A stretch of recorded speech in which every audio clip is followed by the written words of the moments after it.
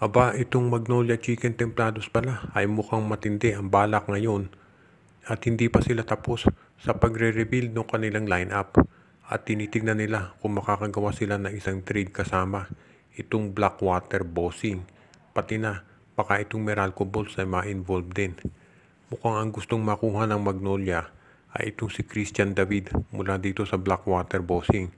Dahil sa tingin ng MVP management parang hindi masyadong lumalabas yung potential nito. So mukhang ilalagay na nila to sa trading block. So ang mangyayari ito si Christian David ay willing na silang ibigay dito sa Magnolia. Samantala naman mapupunta dito sa Meralco Bulls itong si Aris Dionisio.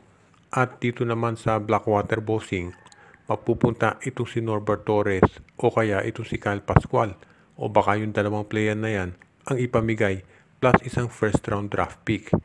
Sa ngayon, itong si Christian David, yan ay isa doon sa kinukonsider ng mga top prospects pero hindi pa masyadong lumalabas yung laro niya. Nagpapakita ng gilas pa rin pero syempre ang hinahanap ng Blackwater ay consistency. Sa tingin ng Magnolia, mailalabas nila talaga yung laro nito si Christian David at kinakailangan lamang na bigyan sila ng pagkakataon.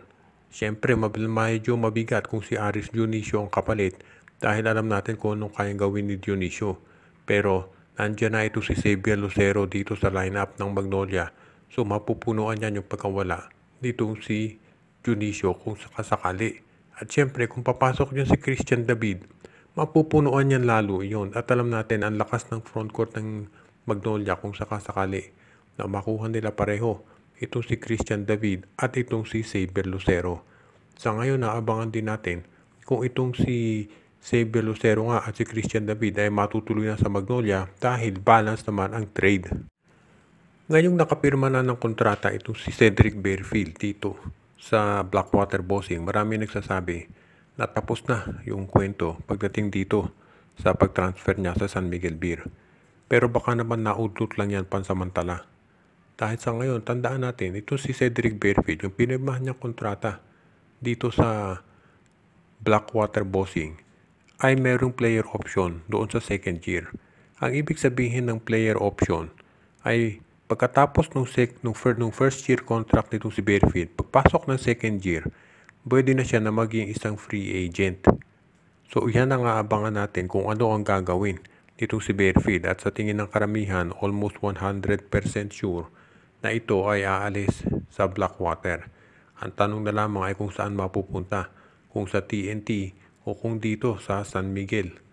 Alam natin ang TNT gusto ring makuha itong si Bearfield pero ito ay magiging restricted free agent. So ibig sabihin ang rights niya ay nandun pa rin sa Blackwater.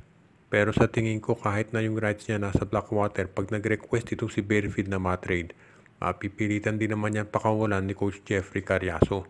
At sa tingin ko alam ni Cariaso hindi magtatagal naman itong si Bearfield at yan ang dahilan kung bakit nga binigyan siya ng player option sa second year. At itong San Miguel naman sigurado at sabi nga ng iba nakaabang lang yan. Tandaan natin may mga lumabas na reports na San Miguel daw magda-draft kay Bearfield pero next season pa nila kukunin.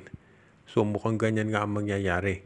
Tignan natin kung ito'y matuloy pero maliwanag dito, itong San Miguel hindi pa sumusuko sa pagkuha dito kay Cedric Bearfield at sa tingin ko pati TNT tropang giga. Siyempre aabangan ng marami at ang magdedetermina dito ay kung ano ang magiging performance ni Bearfield ngayon dito sa first conference niya sa Blackwater Bossing.